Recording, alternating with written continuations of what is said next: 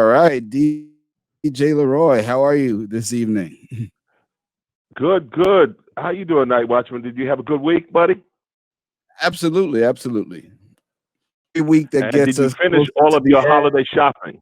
Amazon is always there, and that's my Uh, answer, and I'm sticking to it.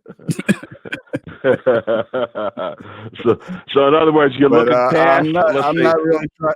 I'm let's not say trying to that be you're in the looking stores past. these days. How about you? As you said, Jeff Bezos. I have actually made him richer 10 times over. How's that? I'm So you sure you know. have. Yeah. Hmm. You used to be a catalog guy, so you were they had you pegged as soon as they got the internet up and running. I was ready. I was ready, Night Watchman. So Mhm, we're gonna have a great, great show because literally what's happening is that we're going to be mhm. reaching across the pond to bring some guests to get their thoughts about, International. let's say, Mm. that's right, that's right. Because Mhm. remember, typically when we're doing the music show, we do a lot of stuff from across the pond. But this time, Right. So we're we'll actually actually gonna have have actual. live guests. That's right. I'm So very you know what? impressed with us.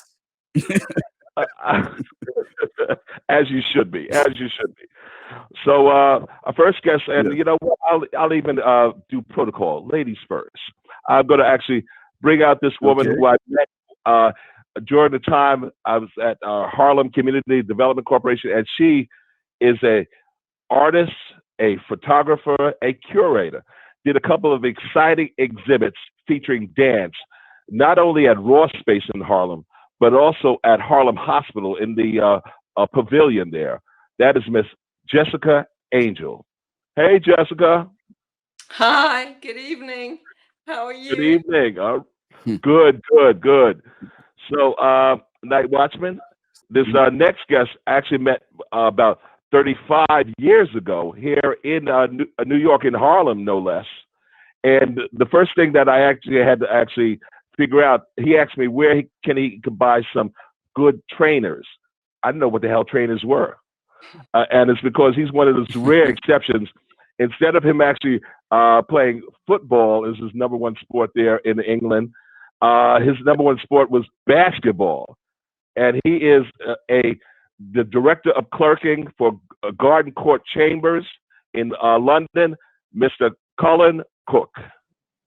Hello, Colin, what's up, buddy?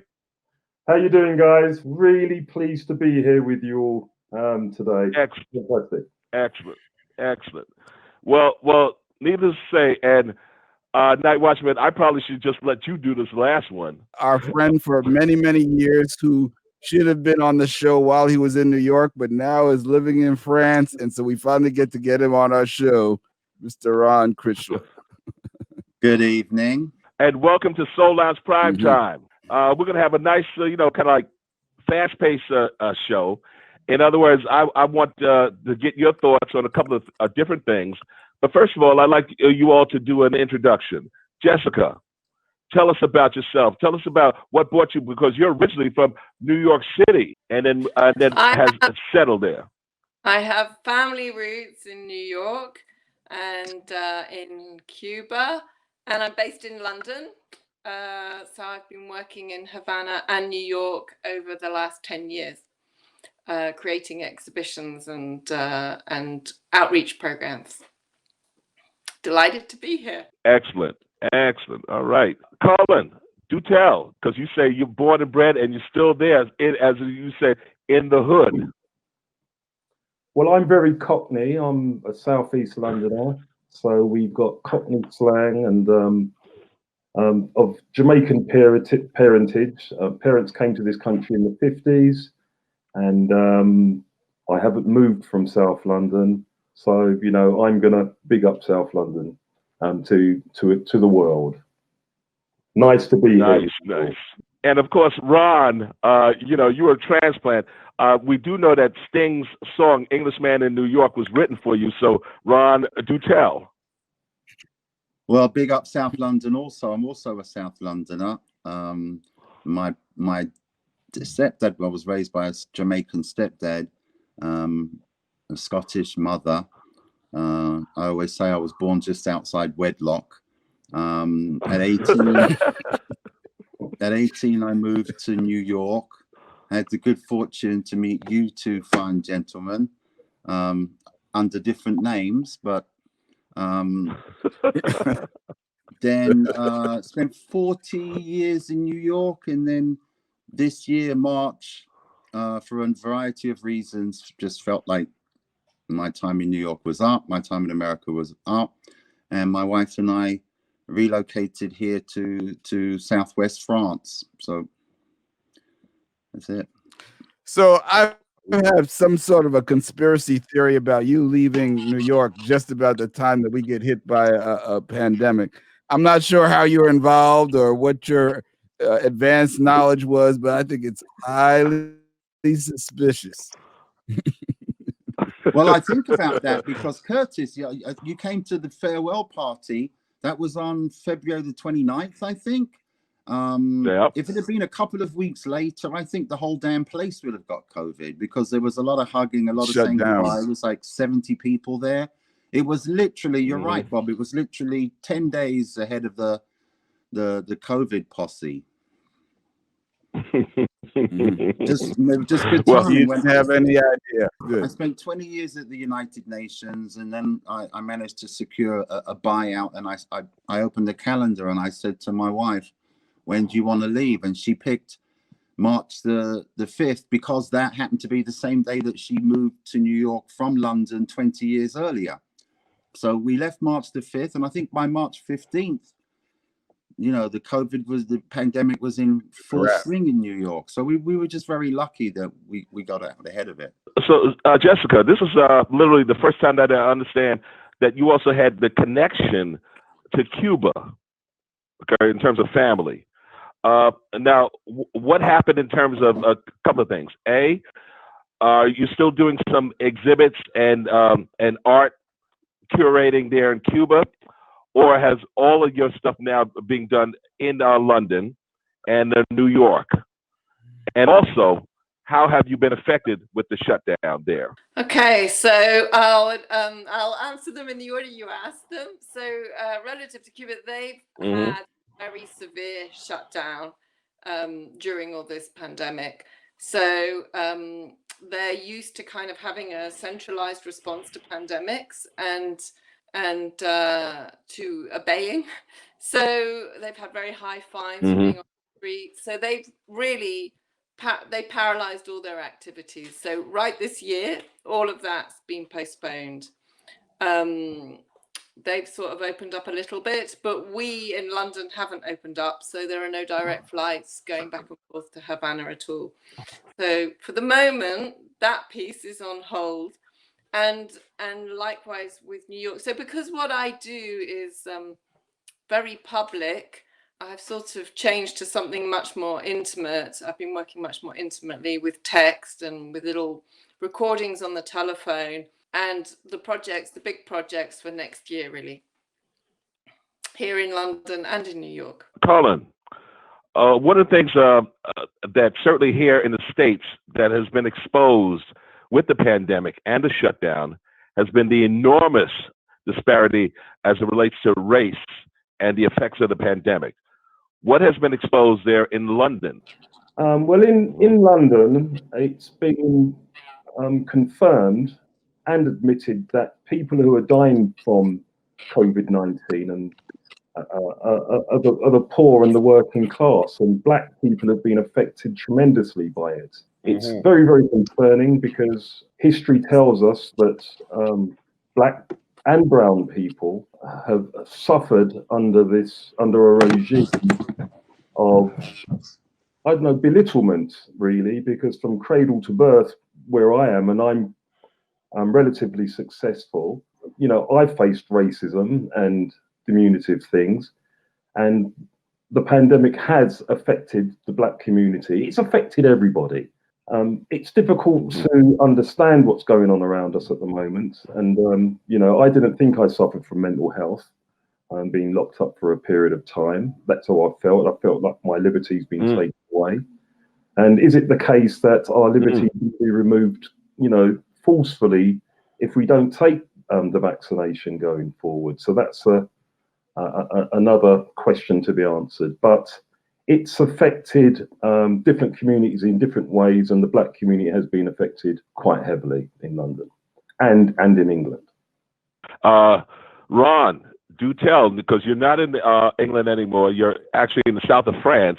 What has it been like there in terms of shutdown? Well, we're in our second official lockdown now in France, when they take their lockdowns very seriously here. So for the first one, which started literally 2 weeks after we arrived, you had to fill out what's called an attestation form to leave the house, and there were only 5 official recognized reasons for you to leave the house, and you had to indicate what time you were leaving the house and precisely what your activity within that group of 5 proved activities.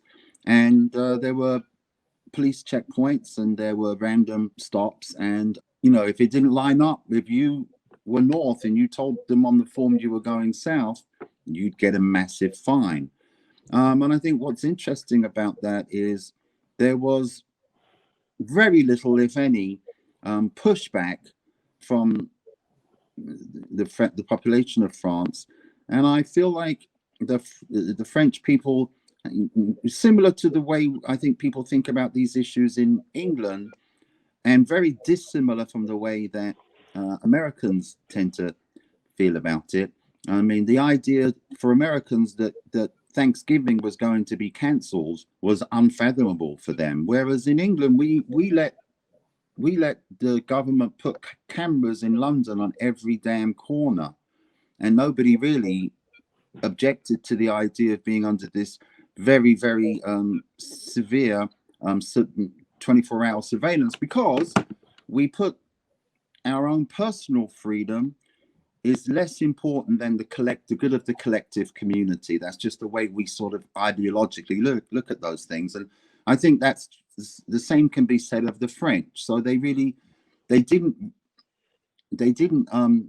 oppose being locked down, because they understood that tackling this pandemic was good for that. They were willing to give up personal freedoms willingly for the greater good of the community. Jessica, I know before we started to go on, we were having some back stage talk in terms of you guys. The surge is happening certainly there in London. So you guys are getting ready for another severe lockdown? It looks like it. I think the R rate has been going up, and so we opened up last week moderately, and I can see that they're thinking about, moving us into tier 3. I think for Christmas, for 3 days, we're allowed to move around, and they're just doing a kind of damage limitation exercise, so that after Christmas, we're going to be sort of locked down again. How are you handling being locked down? What are some of the things you're doing? I've done a lot of walking. I'm very fortunate that I live near a lot of parks, so I've been able to kind of walk an hour or 2 hours a day. And then in some ways things have really opened up because everybody's been doing things on Zoom. So I've been doing some work with groups across the world. I was working with Argentina, with Asia, with a lot of work with France, some work with the US. And then I've been enjoying myself taking Senegalese djembe classes and Cuban dance classes and all on Zoom. Yeah. You know what? I want to also go slightly back to Ron for just a second there. Because I do know in France, a lot of the immigrant communities are not, let's say, in places like Paris, but in what they call the suburbs. How have they been dealing with the pandemic? I can only share with you what I've gleaned from the national media here, however trustworthy or untrustworthy that can be. But I think one of the challenges that immigrant communities face is that their housing tends to be less accommodating. So they probably live in smaller living spaces. They may share their living spaces more so than the average. And so you have a lot of people sharing apartments, sharing houses, maybe not outdoor space. So I think you know, as we can all imagine, you know, to just be within four walls with no outdoor space and maybe the nearest park is not so close. And I also feel like it's been reported that, no surprise, the police, particularly in Paris, have been accused of being much more heavy-handed in the immigrant neighborhoods with regard to masks and other, whether they were complying with the lockdown. And there were some flashpoints where there was, you know, quite a lot of violence between the police and some of the immigrant communities, and the immigrant communities have said it was because of the way the police handled them in these encounters. Colin, do tell, in terms of police response, in terms of seeing that folks adhere to these lockdowns. Well, I've been hibernating, to be perfectly honest, you know, but I've just tried to avoid it all. It's very difficult. It's exceptionally difficult. The police, yes, have been heavy-handed. Probably in some instances, I think they take it too far. With regards to what's happening I can only sort of just report back in terms of what's happening, what I can see. It's each individual to themselves. It just depends if they want to go out there to face it, or if they want to take what's going on, if they believe and take very seriously what's going on around them. Yes, it's got to be believed because people are dying and everything else, but I'm just really, really concerned in terms of how long it's going to go on for. You know, I'm sort of stuck in tier 2. I can sort of get out there to meet in groups of 6, and I can go and, you know, manage my kiddies football team, etc. on a Sunday, so I can get out there. It's when you're in tier 3, it's when you're really sort of restricted in terms of everything. So, you know, I just take each day as it comes and try to keep my mental health sound as everybody else's, I think. Absolutely. So Now, I understand what you do in terms of well, I wanted to ask Colin about the vaccine. Colin, they've started, I understand, with the obviously UK approved the vaccine first. Have they started distribution, and what are people's feelings toward the vaccine at this point? They have started. I think a 96-year-old woman took it first, and she was applauded. It's a Pfizer vaccine, as I understand. I think Oxford are very close, and I think the British government are buying up every vaccine. So that's a concern for third world countries if they're going to have access to a vaccine. In terms of myself, will I take the vaccine? Not just yet, because I just don't. I'm really, really anxious about it. I'm concerned. I don't know what they're injecting me with. They've never found a vaccination for COVID. When I was growing up, I remember taking a few vaccinations, polio vaccinations and boosters and other tetanus vaccinations, etc. But, you know, I'm not a medical expert. I know nothing about that science. What I do know is that the science of medicine and doctors, it's best guess scenario as far as I'm concerned. And I'm going to wait and see and watch and listen. But I'm currently going to advise my family. Well, it's up to the individual because I've got, you know, my kids are growing up now. It's up to them what they want to do. But for me personally, I really am not going to be jumping to the front of the queue to take any vaccine, but the process has started. There are two sayings. One is that the early bird gets the worm. But the second one is the second mouse gets the cheese. So Jessica, do tell, is that your same feeling there in England in terms of the vaccine? Pretty much. They've started rolling it out, as you heard, and I know there were a couple of people that went into shock from it. So now they've said that anybody who carries an EpiPen shouldn't take it. So obviously, you know, I was listening to a live broadcast from The Independent where there were all these medical experts talking about it. So there's a lot of unknowns still at this case. I do have friends who work in pharmacology, and one of the reassuring things that they said right at the beginning of this, so in about March, was that all the best scientists all around the world were working together for a solution.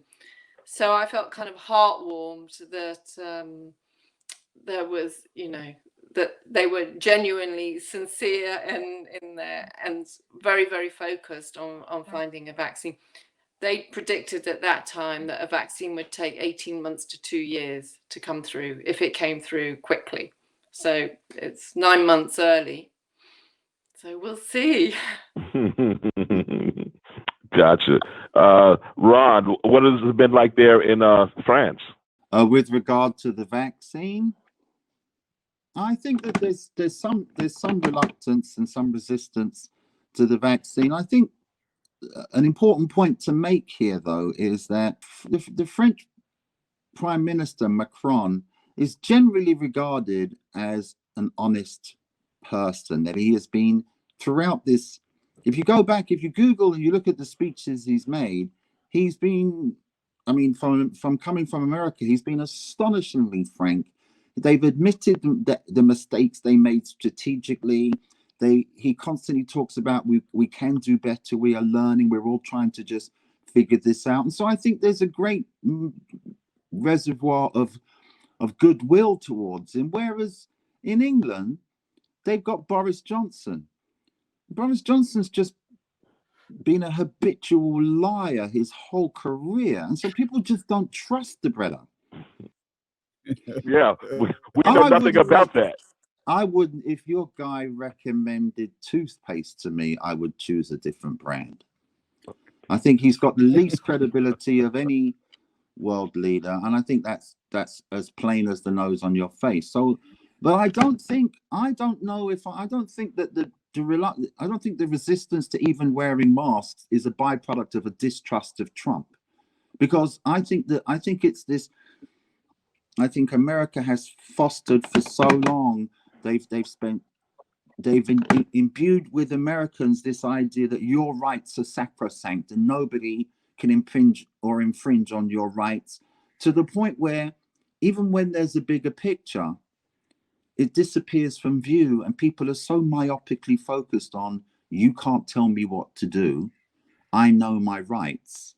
And I think the road to hell lays that way, because at some point, if a society is not collectively willing to come together and make sacrifices for the common good, it's what the Greeks wrote about thousands of years. They defined an idiot. Idiot used to be defined as somebody who only connected with their own needs, what we call egocentric things, as opposed to allocentric things, which are things you do for the greater good of the community. And if the Greeks understood that if a society gets to the point where the idiots, that is the people who are consumed only with their own rights at the expense of all others. So,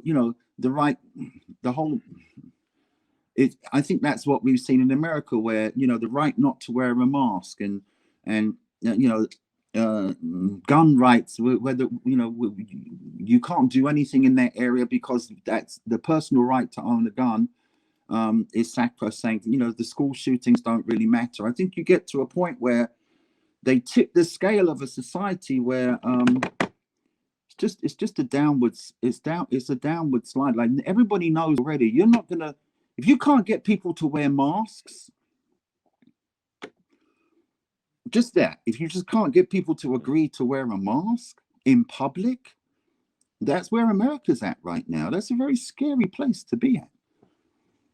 Don't you talk about vaccines, I'm just talking about wearing a mask. If you can't get agreement and consensus on that, and then never mind the fact that half of America's already said that Biden's not their president, so they're not going to listen to anything he says anyway. So I don't know. It just, from here, it looks rough. It looks rough over there. Gotcha. No, you know what? It looks rough from Colin, here too. you heard Ron's comments. Ron's comments as it relates to Boris Johnson, right? As you know, what we've been dealing with here with 45. So Boris Johnson is has he been known throughout your time there in England as a habitual liar? And how do you believe that his government has handled the pandemic thus far, the response? Oh, you're not going to ask me these questions or this question, are you? Because I'm an old socialist. Go for it. Go for it, brother. My leaning towards the left. And, you know, I wouldn't go right under any circumstance. They're all liars, every single last one of them, as far as I'm concerned. And that even includes the left in part, but the left are a bit more believable and understanding. The right, Boris Johnson is a habitual liar. He's somebody that no one can trust. You know, I regard him as a bit of a buffoon. You know, he's leading a government that lies. You know, you take the Windsor scandal that's happening with all the immigration that happened going back post-war in the early 50s, and they won't nationalise people because they didn't sign off in the first instance with regards to their naturalisation. You know, there are a lot of cases that are happening right now, and people have died, and the families are continuing with the cases because if they don't get citizenship, the Windrush scandal, that is, they then remove everything else. They remove rights, they remove benefits, they remove everything. So how are these individuals going to survive and live? So that just goes to show you what sort of government we're living under, basically. And they cannot be believed. And it's very concerning because it's not just about government, it's about society as a whole. And yes, I totally believe that we've all got to come together for change to happen. And that's where the likes of BLM and others jump in. So hopefully, you know, black and white can come together and we can all push together. But Boris Johnson, yes, I believe is an habitual liar and cannot be trusted under any circumstance. Jessica, you want to weigh in and say, because you've been exposed to 45 and Boris, who's worse, or are they about the same, cut from the same cloth? The systems are slightly different. So that means that they plan out slightly differently. And what the system will let them do and what they want to do, sometimes, you know, that what they want to do can be limited or not limited by the system.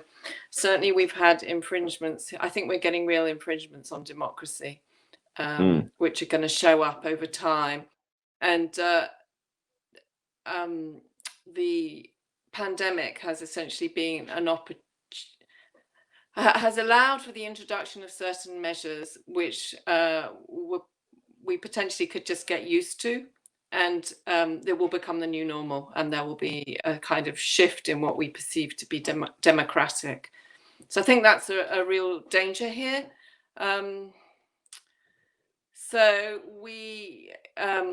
I could see that the British government, Boris Johnson, was slow to respond to the American election, no doubt playing his cards carefully, and potentially disappointed by the outcome, I would say. So yeah, it's we're not in an ideal place. We're not in an ideal place, but I'm optimistic. I think it's also a moment for us all to wake up. Certainly, I think that there's been a lot of people asleep in the UK. You know, we're quite entitled. We've had a lot of things that we can take for granted, and we're a generation that has had a long period of peace and relative economic comfort. And I think there have been a lot of people who haven't really been thinking about fighting for it. It was just a given. And I think this is the point where actually we all need to engage in a very different way.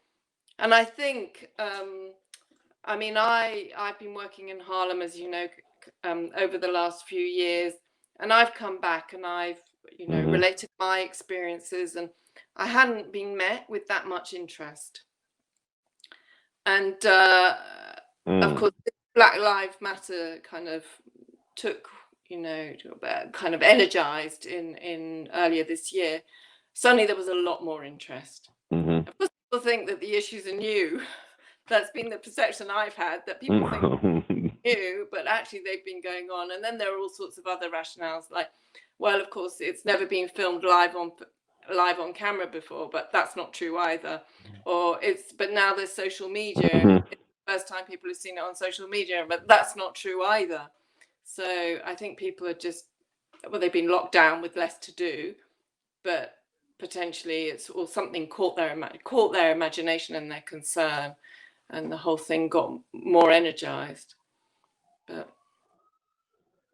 gotcha. NightWatchman, I'm going to let you take a couple, because I got something that I want to actually focus on Colin. But go ahead, NightWatchman, you got something going. Well, I'm just enjoying listening and just hearing what the perception is of what's going on here, and just looking at the contrast in that. On the one hand, listening to what Jessica's saying, there's a question about a tendency for more repressive measures to be institutionalized.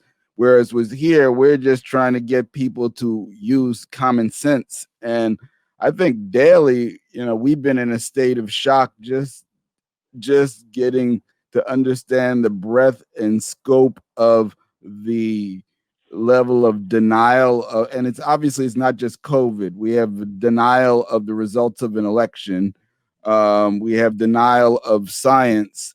And there's a general mindset that we're seeing. And to what Ron had mentioned earlier, where he felt like it wasn't necessarily just coming from Trump's position, but really from our perspective, the Trump position from the beginning of the pandemic really created the stage for it, because he was denying that it was, he was saying that it was a hoax in late February and early March. And it wasn't really, it wasn't until the stock market crashed that he took it seriously. And then he kept telling them it was going to go away in a couple of weeks, when every expert saw that this was potentially a real long-term event, and that the best thing we could do is take strong measures in the front to try to flatten the curve. And so with him in a full election mode cycle, he just kept putting these same messages out that it was nothing to worry about. And so when I still see the commentary from people who are still denying it. And I don't understand. Here in New York, we were hit hard in March and even harder in April, because April was when we started to see the deaths that occurred. So, but it never occurred to us at that point in time that we would be here, where we've flattened our curve. It's now starting to rise again, but by comparison to the rest of America, our numbers are very, very low.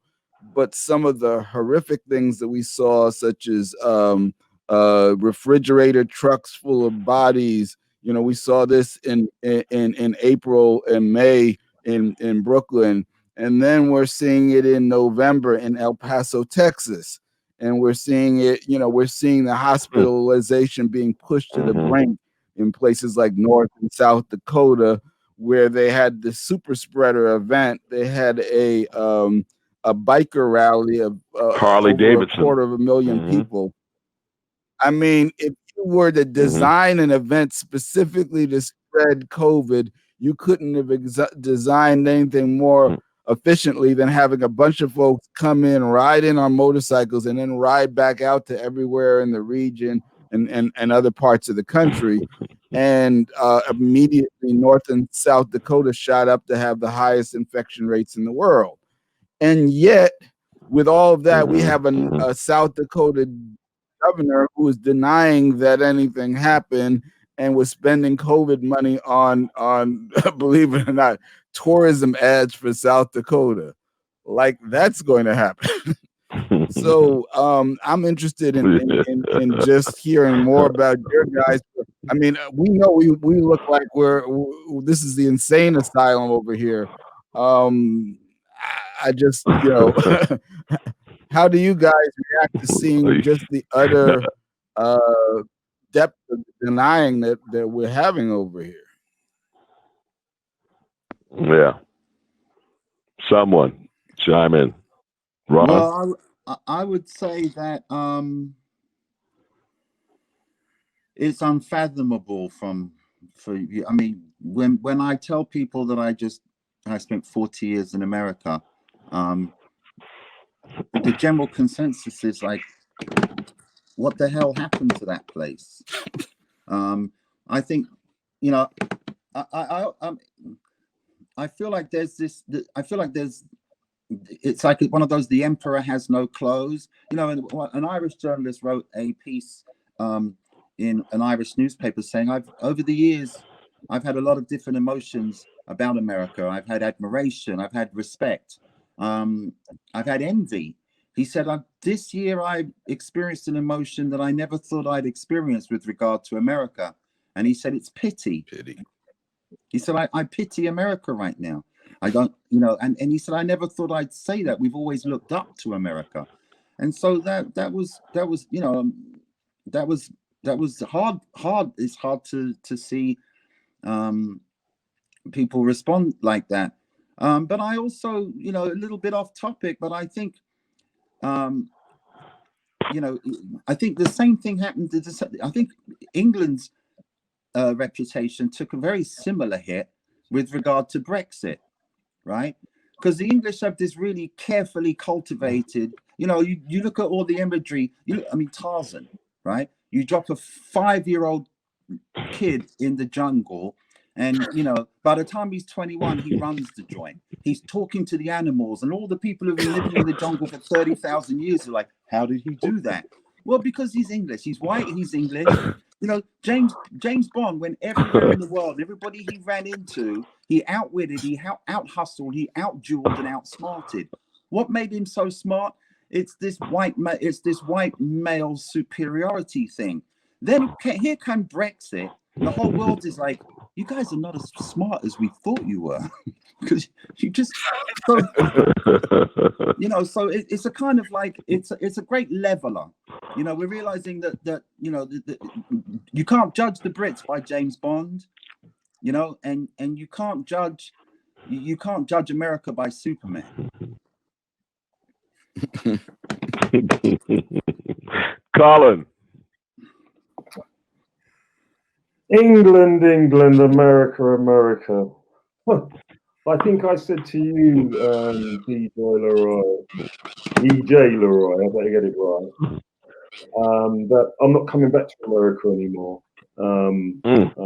because of Trump. And I really meant it. You know, I've been to parts of America like Paris, Texas, where the population of black people are only about 4%. And I was terrified, to be perfectly honest. Really? And, I remember I was terrified. I went down there with a colleague many years ago because he was invited to do a murder trial for a young black man, and it was all based on DNA. And when I arrived at the Best Western Inn, I think, because there's no hotel in Paris, Texas, the first thing that was said to me in southern drawl, are you a relative? And I said, no, I'm not a relative, actually. I'm here as part of a team. And I never ever thought to myself that England could go in that direction. And then the politics changed and different leaders came in, and they've been promoting all different types of strange behavior towards minority groups. And with the Brexit situation, and remember, I lean towards the left in terms of my politics, and with me, it's all about equality and social justice. and no hatred in the heart to be promoted. England's behaved appallingly, as far as I'm concerned, in the way how they handled everything surrounding the current situation we're in. And I think in part they behaved like America. It's just an uncaring society, and it's all about live and let live at the moment. And all I'm trying to do is not to listen to too much social media and all the nonsense that's going on around. But I think individually we've just got to all make up our mind how it's such a situation. Okay. You know, I've become a bit of a recluse today, but it hasn't been handled well at all. And the RA is going up in certain parts of the country. And I just say to myself, what is it? Is it education or is it something else? Or aren't people just willing to look after themselves and protect their families? Because you know, I've had to conclude that this is real, what we're going through. It's very real because people very close to me have become sick, really sick, and people have died. And if that's happening, we've got to take it very, very seriously. And I just don't get it. You know, England, there's a symbiotic relationship between England and America. The people are one, really. And that's why the so-called relationship it has always been in place. It's really, really worrying. And, you know, it's not wartime we're going through at the moment, it's peacetime. But I just don't know what to think anymore. I just feel sorry for the young people in the world. You know, the young wanted to remain in Europe, be a part of something. Schengen Agreement, you can have free travel. Now they've removed it all from us. But who removed it? It was the older generation. So what, you know, what's wrong with the older generation? Why are they so fixated on hate and distrust and everything else? You know, I don't get it. I just want to be treated like how I would treat any other human being, with respect and decency. And it's all about respect. And there's such a severe lack of it because, you know, part of society don't care about the other half. Yeah, I think you hit on something that Colin, before we got really important. This lack of, well, just to follow up on what he's saying, this lack of empathy that we're seeing across the board, which I find stunning. And Ron talked about it earlier, and it's the most disturbing part of it because I don't know how we fix that. How do we fix? You know, we're here in a country where almost half the country just is showing an extreme lack of empathy and in their decision making, in the things that they're willing to believe and not believe in. And how do we get to a place of even fixing the effects of not only the pandemic but obviously the economic effects when you have such extreme lack of empathy?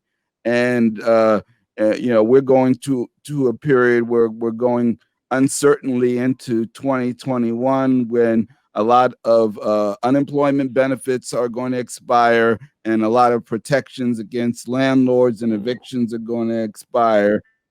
And you know, we don't know how it's going to shake out. We're still going through the final phases of determining what type of government and who's going to be governing us.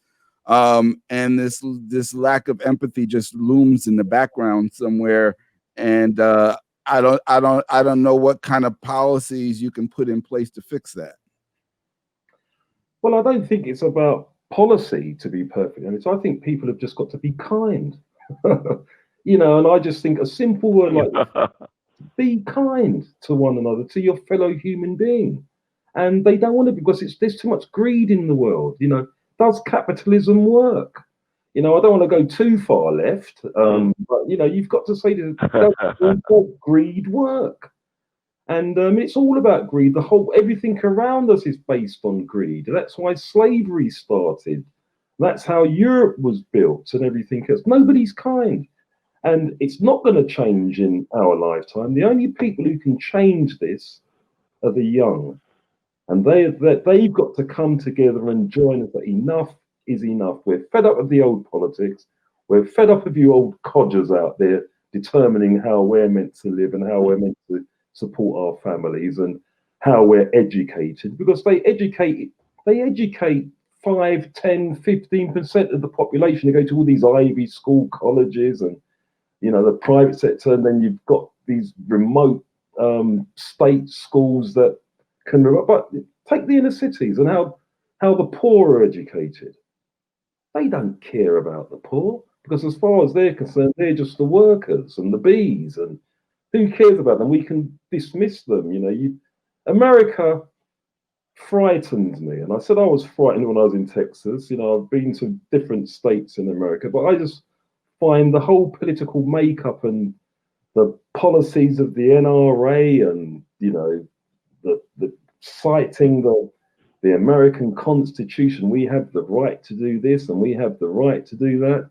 Do they have the right to do something so publicly in terms of kneeling on somebody's neck for 8, 9 minutes, however long it was, and then the officers who were in situ at the time were released on bail because some group paid their bail bond?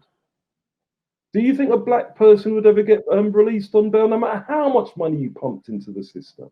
They would never be released. So there's no justice. So yes, I remained very concerned for my family and friends and, you know, and everybody.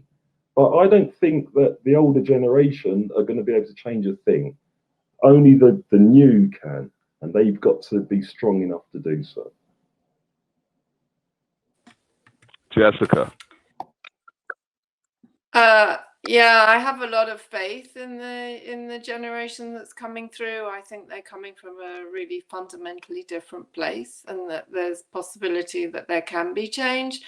I think also, and I've been asking myself these questions, but it's like there's a sea change, and that there is change afoot in the way we perceive and what we think justice looks like and who should be included. And I wonder whether some of what you're describing, Colin, is a kind of a fearful backlash. It's like the time of the old paradigm is coming to an end.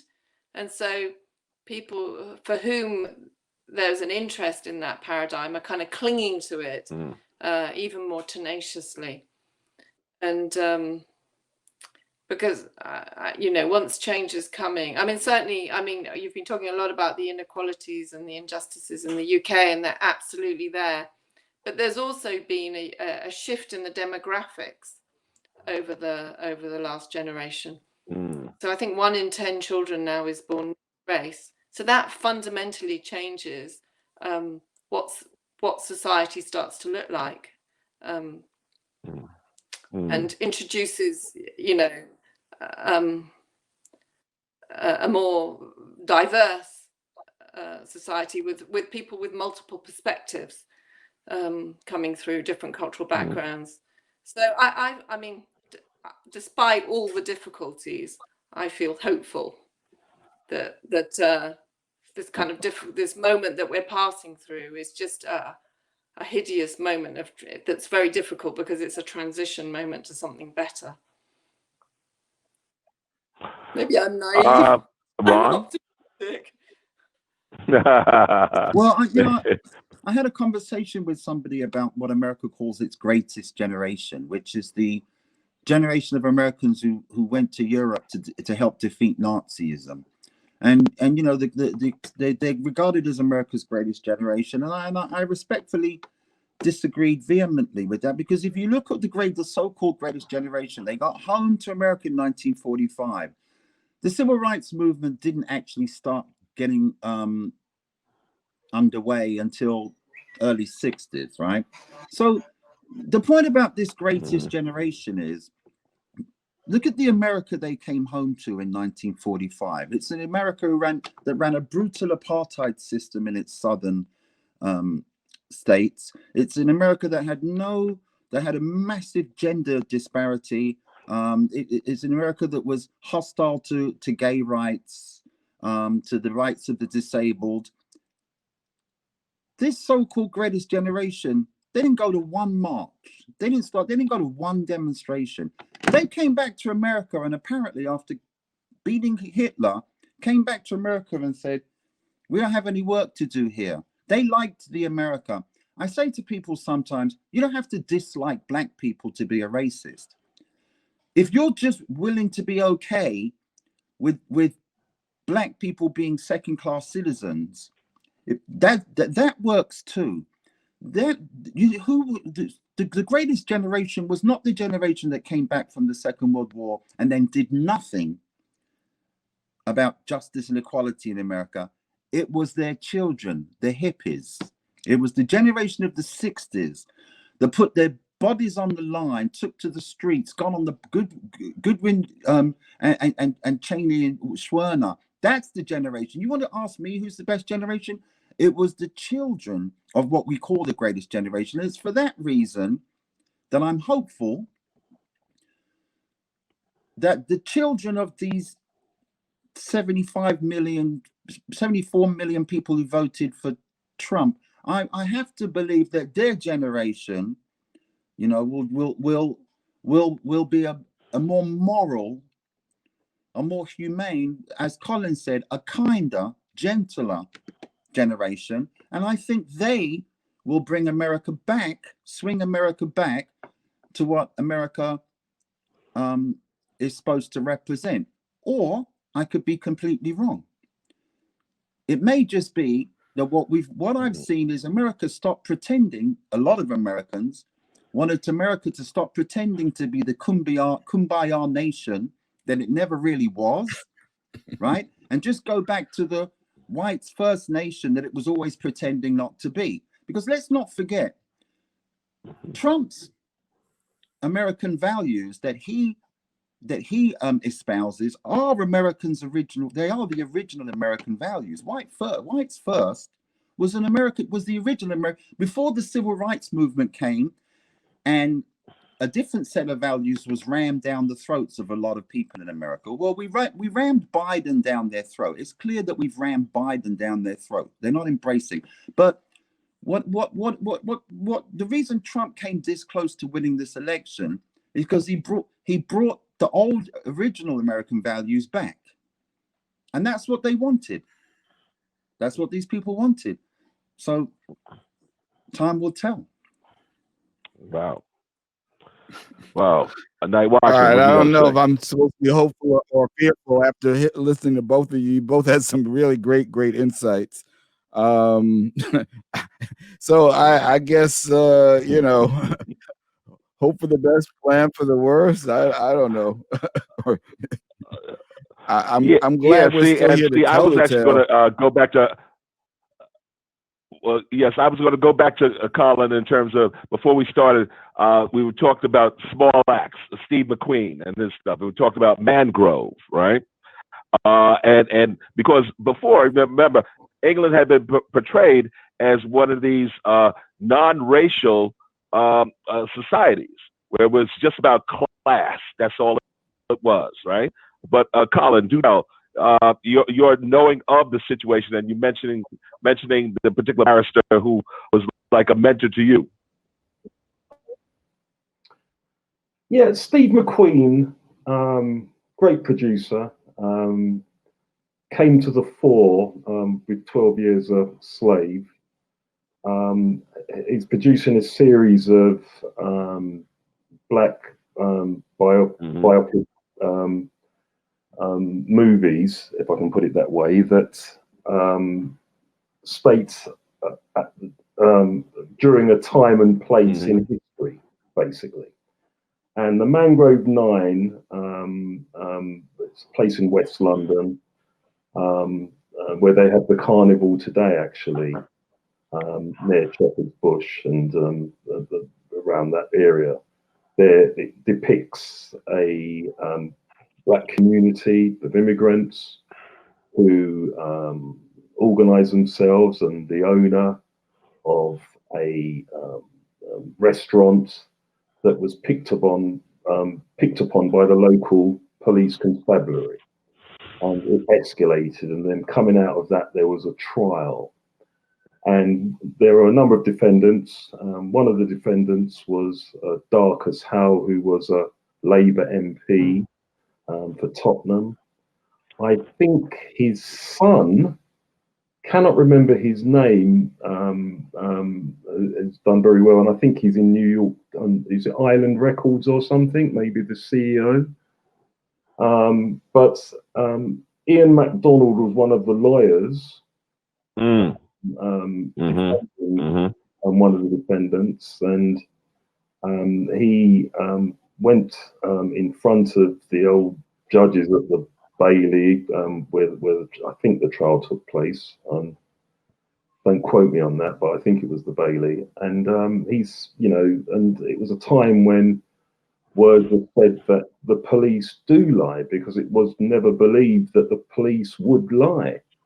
And it was a seminal moment, and that's why Steve McQueen put it together for Black History Month, basically to show the world what it was like in the 70s, and a lot of race riots from the 70s have taken place in England. It's not easy as a Black person and family to live in England because of the lack of opportunities and the lack of education and the way how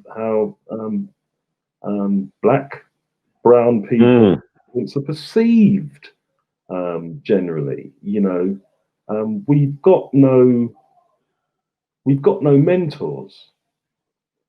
We've got no direction in schools. We haven't got enough Black teachers. There are,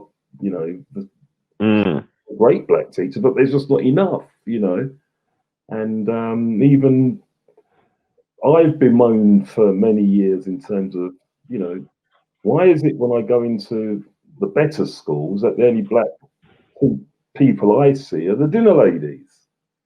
I don't see a lot of school teachers, etc., etc. So there's still huge segregation going on. And if the rest of the world think that England's any different than them, they're very clouded in their thoughts.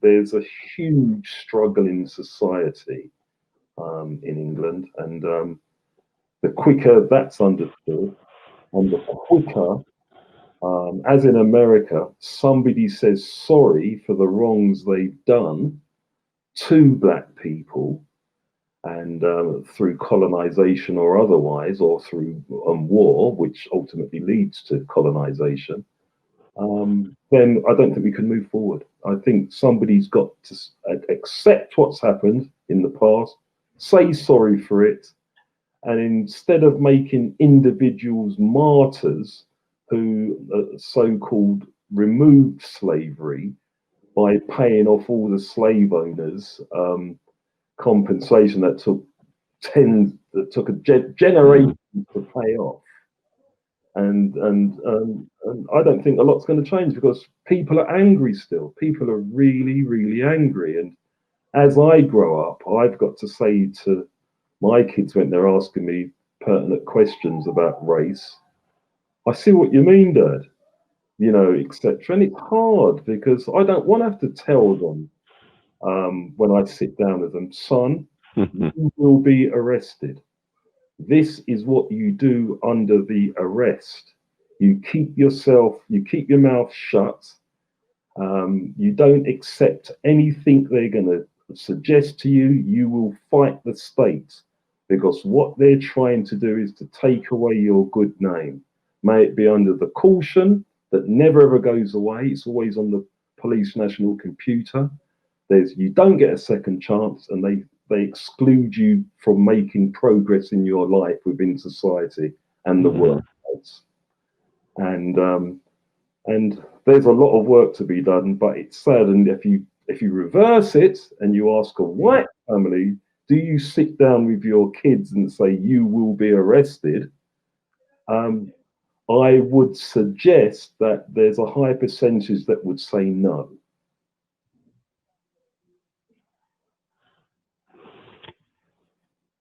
And that's food for thought. Okay. Night Watchman, take us home. Okay. Okay. Yes, we're at the end of a very stimulating hour. We just have time for some quick comments from each of you. And so, Ron, you had something you wanted to say? Yeah, I think there's a big difference between American racism and British racism. I've experienced both. I was in England until I was 18, and then I came to America. I think that American racism, what makes it particularly insidious, is that it's founded on the false premise that people of African descent are genetically inferior, right? I remember my dad, when I talked about, I used to use a British term, color prejudice. I say, you have color prejudice. And he said, we don't have color prejudice in America, son. He said, because if color was a prejudice, the tanning industry wouldn't be $1 billion business. You can be as brown as you want to be in America. In fact, being brown is considered beautiful as long as it's not from African ancestry. That woke me up. And he said, it's not about being brown. It's about being brown because your ancestors were African, because they believe in America that racism is predicated on the notion that you're genetically inferior. And as my dad would say, I can run faster than you, I can punch harder than you, I can jump higher than you, and you happen to think I've got a superior genitalia to you. Where the arse you getting the idea that I'm inferior to you, right? This was my dad would say, don't worry with them. And at some point, I do believe the Jamaican expression, don't worry with them, because you can't fix stupid, right?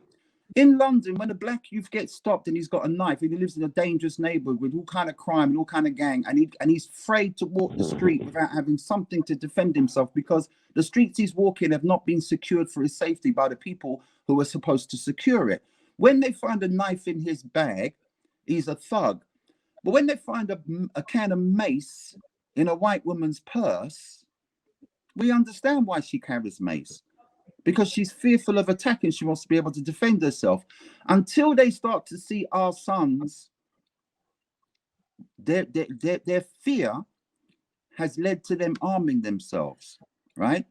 When they find a knife in a black youth's bag, to me that's just like you found a can of mace in a woman's purse, right? But to them, that's not. To them, the knife is evidence of something different, right? My experience of British racism was, it was more about, you don't belong here. It's a food fight for housing and for jobs and for resources. I never got the sense in England, because the other thing about England is, as Colin will tell you, we don't have segregated schools. You sit in schools with Asian boys and girls, and you sit in school with white boys. And when a white youth goes home and his dad wants to talk about black people stupid, and he already know that the kid who's getting the top marks in the maths exam every week is an Asian youth or a black youth, they don't buy into this, that you're intellectually inferior, because you go to school with us, you socialize with us.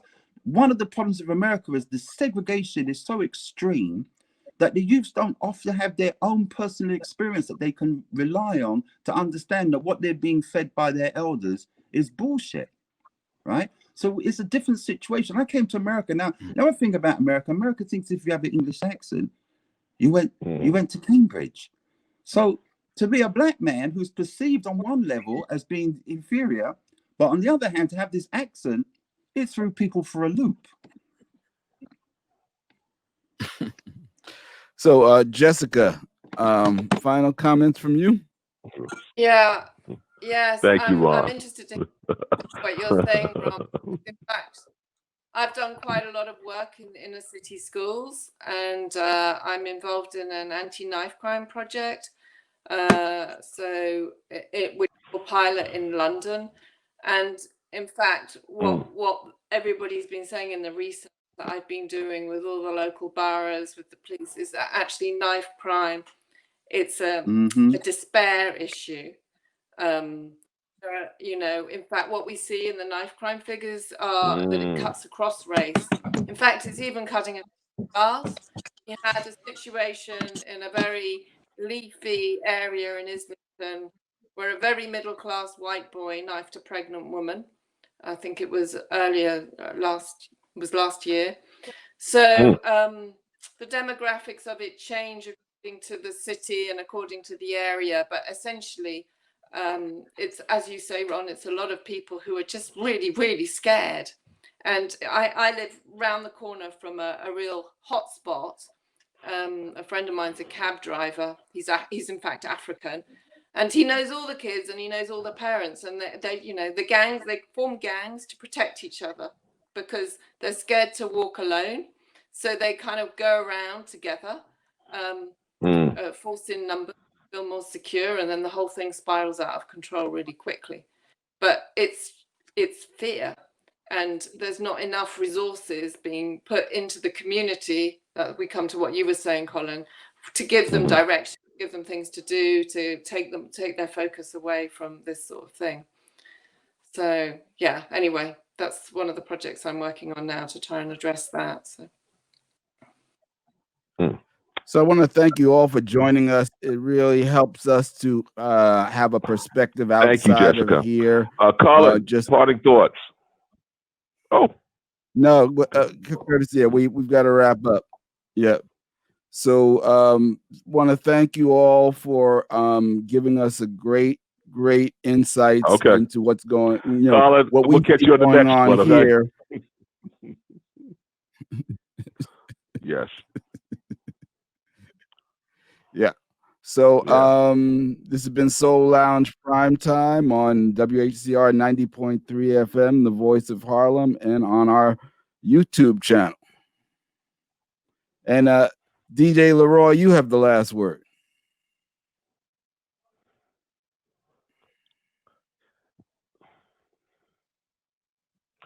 Yes, I definitely want to thank our guests, Jessica, Colin, Ron. Love you guys. And you know what?